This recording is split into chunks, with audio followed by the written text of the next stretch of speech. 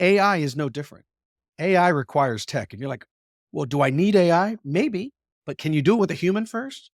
Because that's okay. Hi, everyone. Welcome to the Biz Dev Podcast, the podcast about developing your business. I'm David Baxter, your host, joined today, per usual, by Gary Voigt. Hello, sir. Hello. How's it going?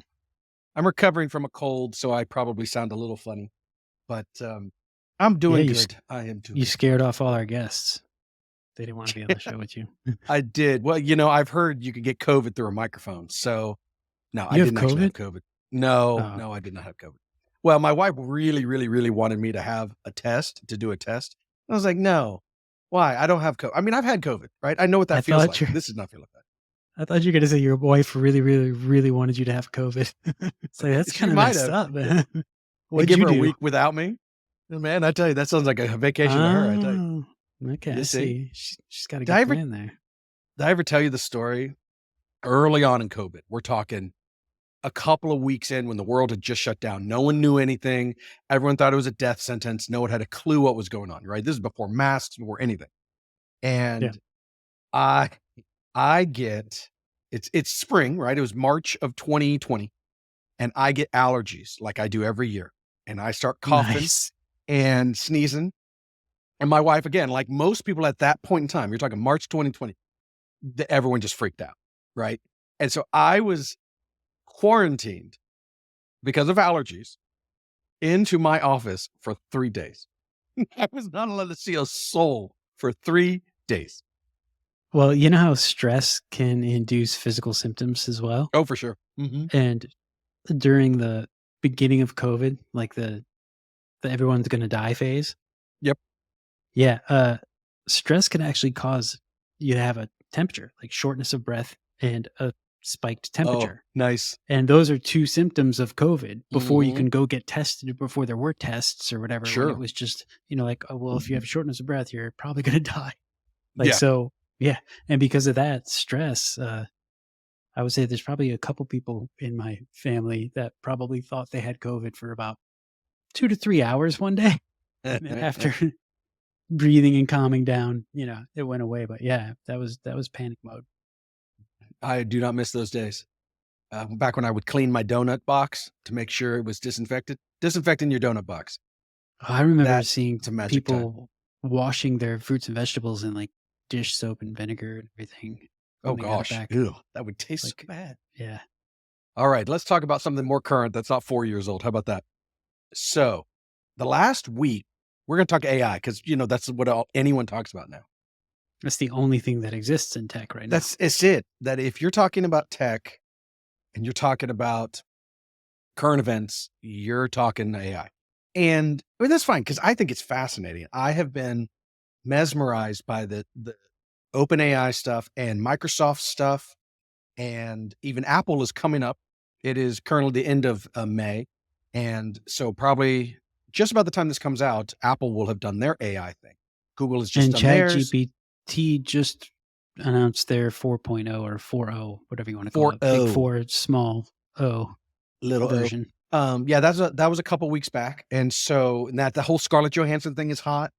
It's just really fascinating, all of this stuff converging because everyone's chasing the same pile of money.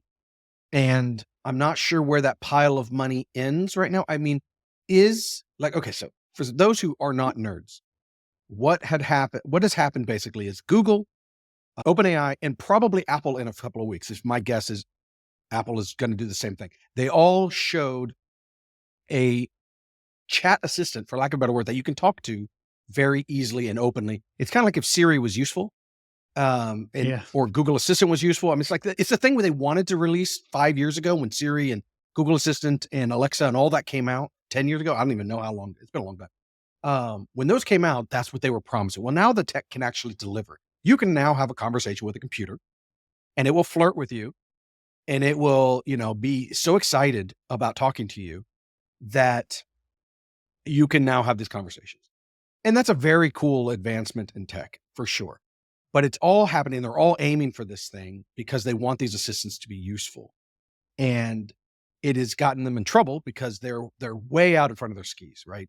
Scarlett Johansson, for instance, is threatening to sue because the lady, her name was Sky, was so similar to her voice in the movie Her. And if you've not seen Her, you absolutely should see that movie. That is an amazing movie. Brilliant Uh, movie. Yeah.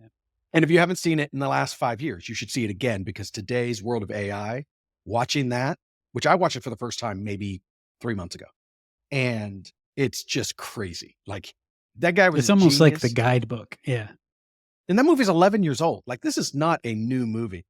And you can tell this is what they're aiming at. They want to create Samantha, who is the AI in Her. Shout out Spike And Jones.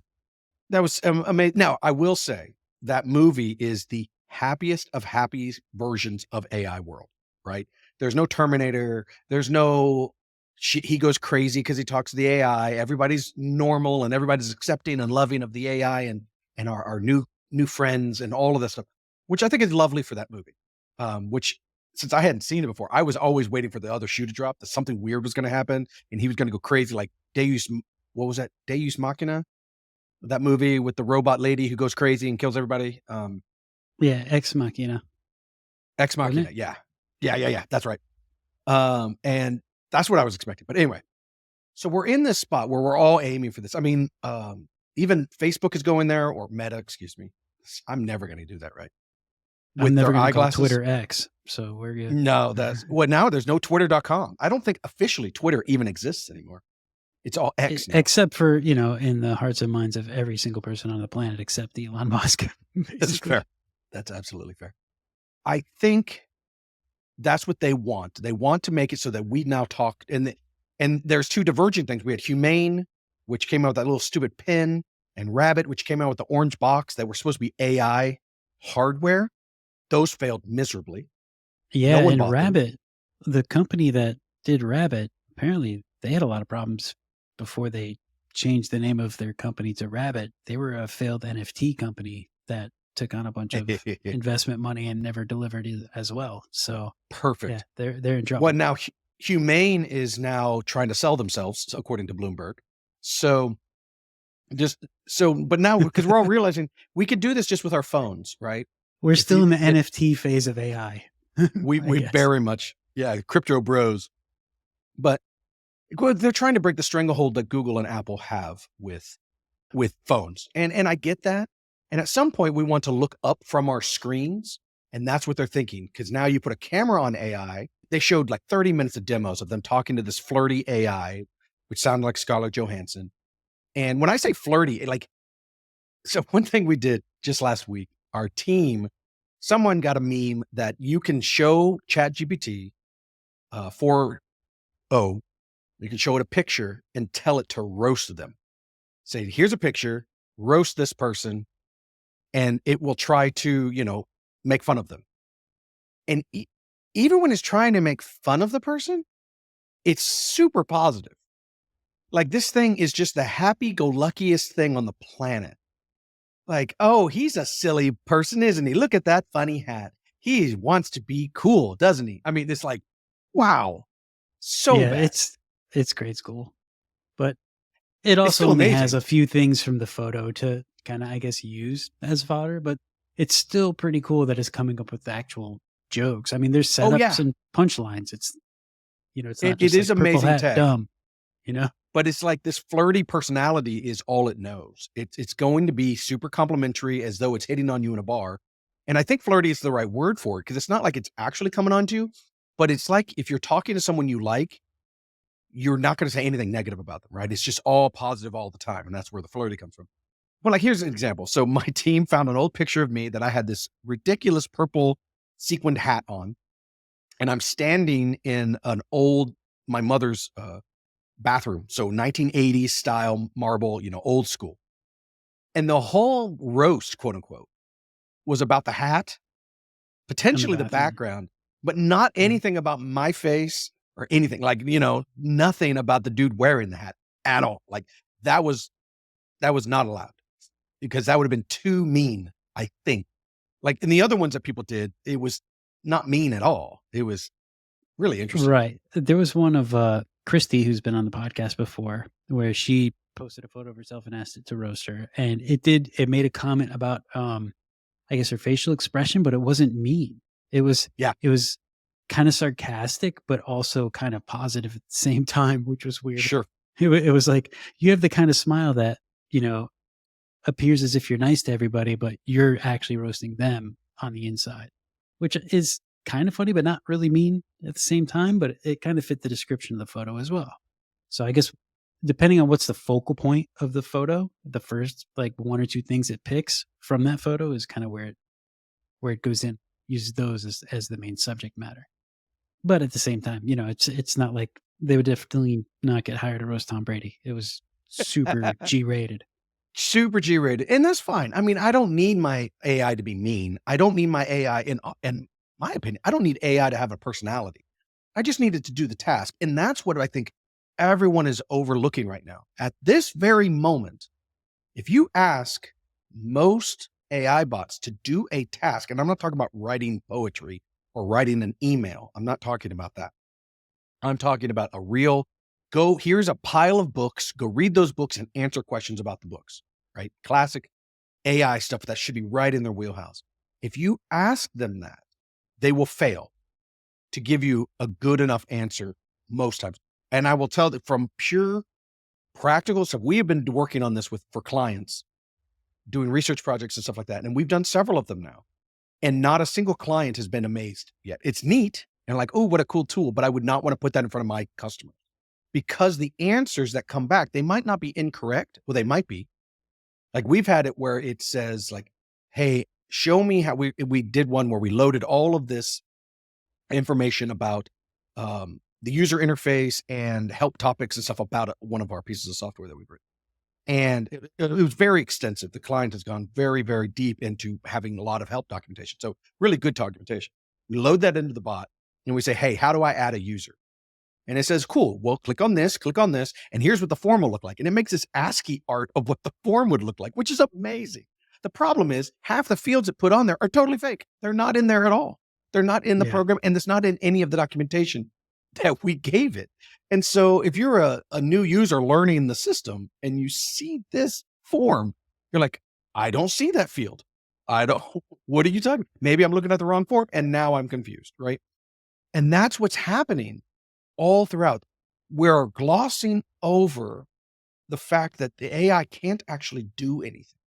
Anything So really truly adding the helpful. layer of personality is kind of just like the Yes. icing to keep enticing people into investing into these companies without delivering actual real results that they were That's what promised. I'm seeing. I'm Yeah. not seeing anything that is real substance. Now, I'm not saying that they don't do neat tricks. Don't get me wrong. There's some really neat stuff, and I think you got Arc browser and stuff like that where they're using AI to do very neat things. Yeah, You've Arc's got I was just going to say the way Arc does it, where you just hover over a link to a site and it gives you a quick little summary of the content in that site based on the context in which you were searching, is super helpful.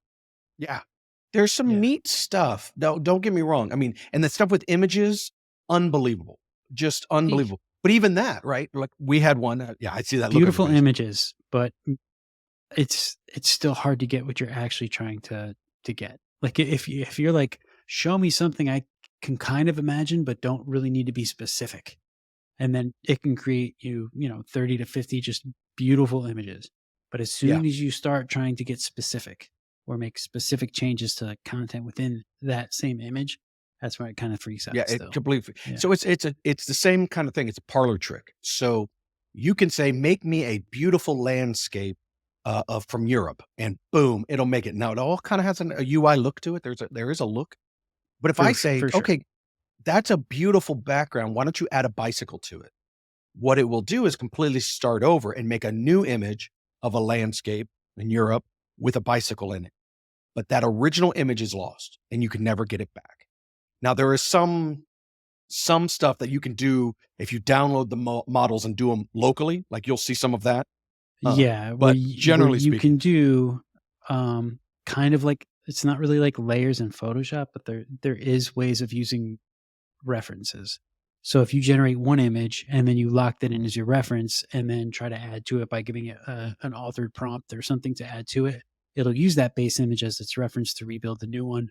So it'll be closer, but it won't be like adding a new layer on top of it because it doesn't have it. in a layer, the background would be transparent. So it doesn't have any, I guess, it doesn't know where to put the bicycle in context in relation to the other elements within that Mhm. image. So yeah, like scaling would be wrong, lighting would be wrong, all that stuff would be wrong.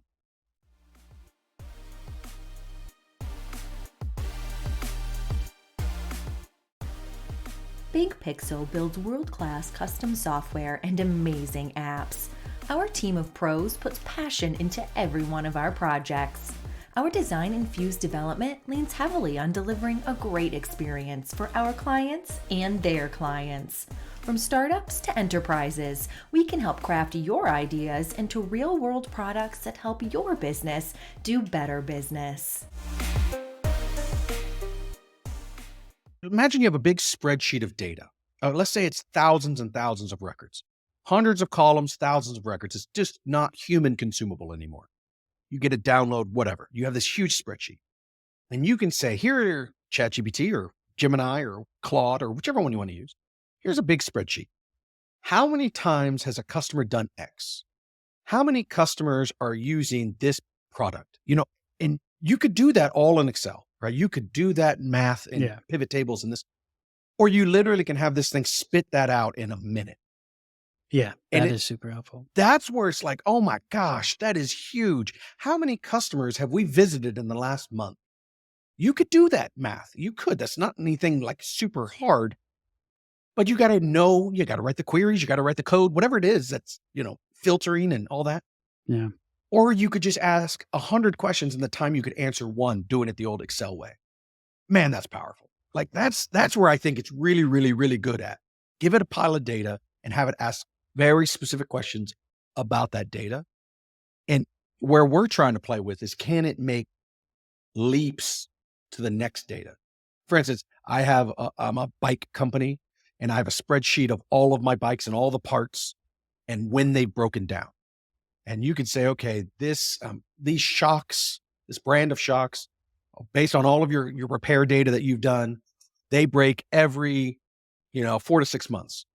And so you can kind of ask it these kind of questions. Now, the question that I don't know is like, if this guy's come in here and I've got 3 years worth of data, when's the next time his shocks are going to break? That's where what's what we're playing with, right? Can it make that leap? I'm not sure yet, but that's very cool. Yeah, that's making me think of, there was a new startup that I just saw recently in one of the newsletters I get, but it's something that I thought already existed, but I guess they're making it a little bit more commercial, where if you have a new house or you're renovating or whatever, and you walk into a room, an empty room, and I think it needs to be empty, like no furniture there already or whatever. And Because you people take, have that. Yeah.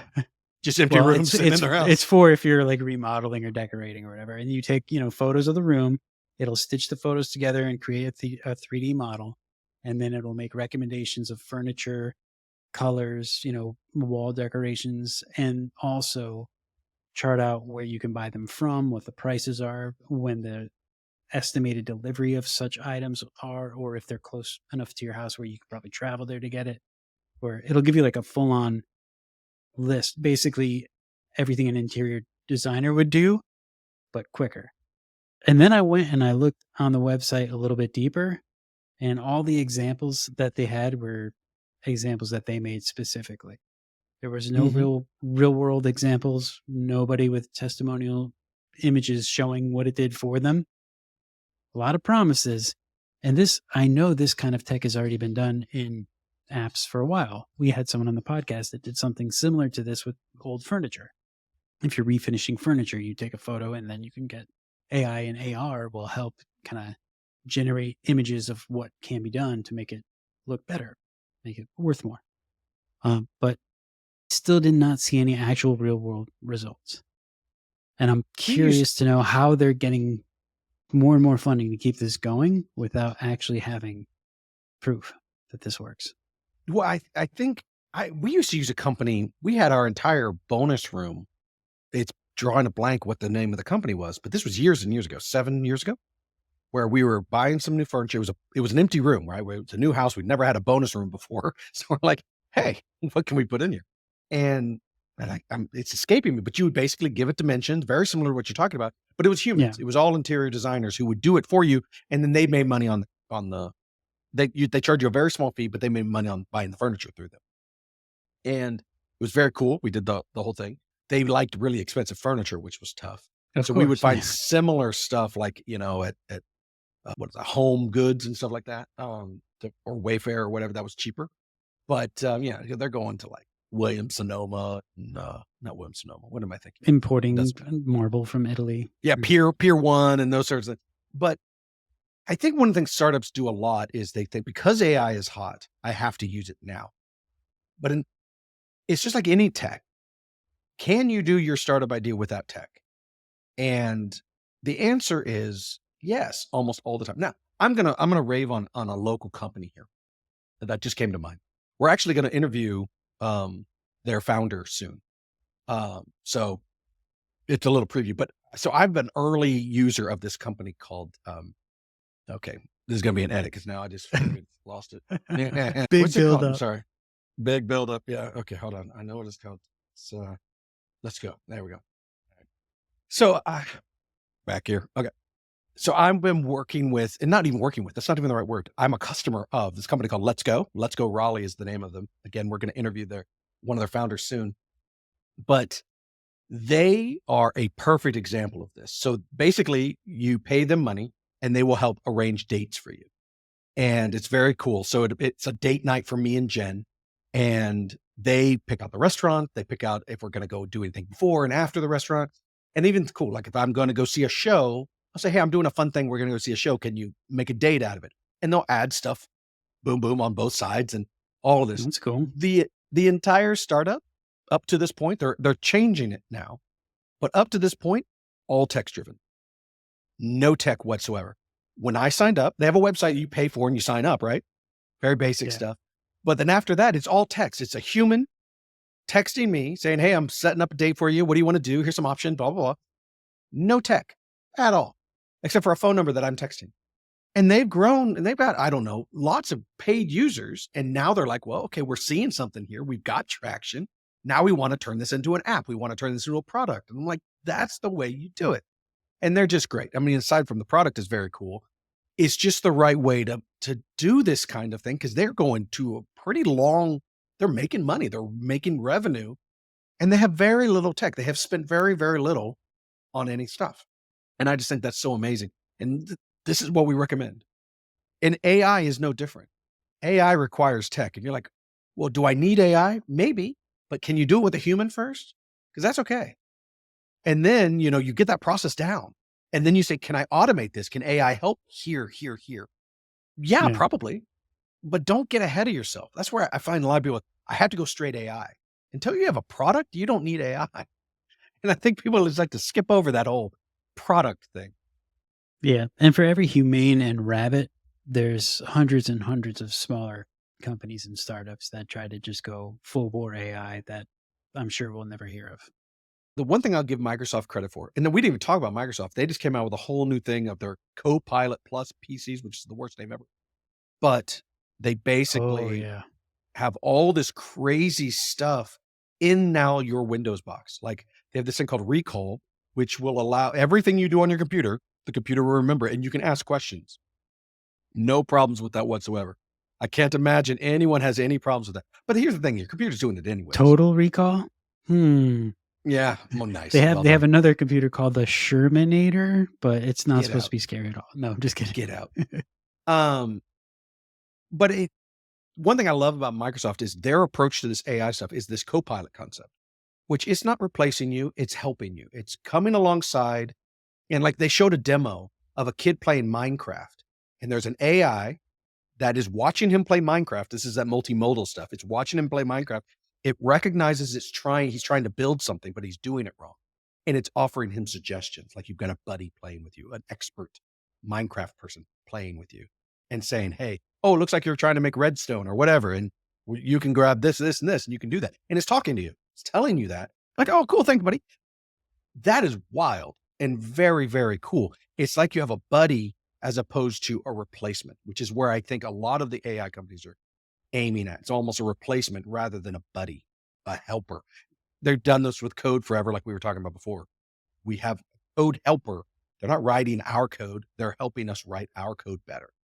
Are you excited, or do you have any idea of what's coming from Apple? I know there's a lot of rumors, like when they announced the No. WWDC and how they're going to Yeah. incorporate AI. I know they've been talking to all the other different AI companies, whether it's OpenAI or even Google. Yeah, I really don't know what's going to happen with that, other than maybe a better Siri. Siri's definitely getting better. My thinking is they're going to come out with an iPhone 16, I guess. Yeah, That's going to have a big fat neural engine on it, which is what they call their a talk to AI. me Siri that's probably going to talk back and be more And it's going to be all conversational than it is local. now. That's their Yeah. shtick. Is it's going to, like we were saying with Microsoft, they're going to put it in on the phone, which is no one's doing that right now. They're working with somebody. They've said it's ChatGPT. Who knows who it is? I would love it if it was somebody else, like bringing Claude in here and get him some, Anthropic some love or something like that. But it'll probably be ChatGPT. But if you bring that bot onto your thing, Siri is now very useful, and she is looking up stuff on your phone, and that becomes that's where I think it'll be mostly focused on the phone. Find me a picture. I think you're going to find a bunch, because think about it, Apple's way behind Google and a lot of this stuff. Google and Samsung have been doing the photo play things, erasers and moving people around in their photos. Apple's done none of that. So that's got to come in, right? There's step one. And they're going to, no one's ever done it like us before, please. That's their whole shtick. But yeah, well, they do the cutting out things for like stickers, but they don't you do can the make a sticker. editing. Yeah, they don't do Correct. the editing like Samsung and Google. Right. Yeah. But you take 5 pictures and it makes one with the one where everyone's smiling and looking at the camera, because it merges all 5 of those together. That's coming most likely. The erasing is coming most likely. They'll have fun names for all these and make it sound like no one's ever done it before. Siri will be useful. The question is when will it go to the internet and when it won't? I'm very curious about that. Because most of the time you ask Siri a question, so let me go look on the web and here's a link. Well, that's not helpful in my car. Right. Yeah. And so that will happen. And so, but outside of that, I don't know. I don't What know. I would find super helpful if Siri can interact with the other apps as easily as it could interact with native Apple stuff.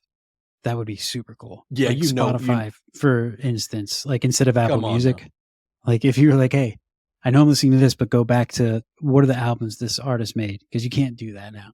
Just come on. Right, You know darn well. But Apple doesn't play well with others. There's no way that they're going to allow third-party developers to do this. This has been fun. Hopefully you guys got something useful out of this. If you didn't, write to Gary at thebigpixel.net and complain to him, because I don't want to hear it. Yeah. And I will just forward those complaints to our editor and Christy and be like, guys, what happened? You're supposed to make us look like magic. Drop the ball. Clearly it wasn't the talent's fault, right? Of course We use the not. word Come talent on. very loosely. All righty. Thank you guys very much. We will be back next week.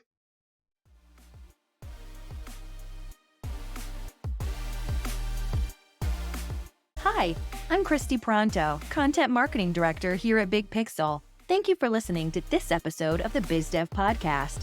We'd love to hear from you. Shoot us an email, hello@thebigpixel.net. The BizDev Podcast is produced and presented by Big Pixel. See you next week. Until then, follow us on Instagram, Twitter, Facebook, Threads, YouTube, and LinkedIn.